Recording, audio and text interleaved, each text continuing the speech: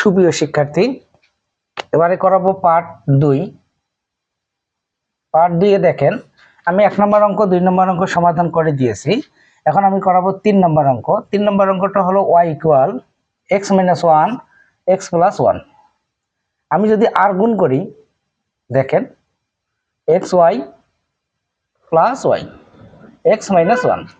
আমরা এই অঙ্কটা দেখেন কিভাবে করতে পারি সহজেই। এখানে আমি রাখলাম y, এবার সে নিয়ে আসলাম হলো কি +1 x - xy। তার মানে x টা এখানে রাখলাম, y টা প্লাস এবার গেলে মাইনাস, আর এখানে -1 এবার শেষ হলো +1। অঙ্ক দ্রুত হয়ে গেল। y + 1 x কমন নিলে হয় কি 1 - y। আমি সাইড চেঞ্জ করলাম 1 - y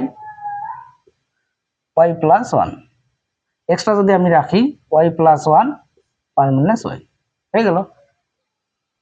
অথবা এটা লিখতে পারি 1 + y 1 - y শেষ। 5 নম্বর প্রশ্ন উত্তর করলাম 3 নম্বর। এখন আমি 4 নম্বর অঙ্কটি সমাধান করাবো। y equal 2x - 1 x + 1। আর গুণ করেন, আর গুণ যদি আমরা করি xy + y 2x - 1। ঠিক আগের মতোই করলাম y + 1 2x - xy। আমরা যদি এখানে কি করি y + 1 রাখি, এখানে x কমন নেই 2 - y। ঠিক আগের মতো সাইড চেঞ্জ করলাম y + 1, এখানে x টা যদি রাখি y + 1, তারপরে কি হয় 2 - y।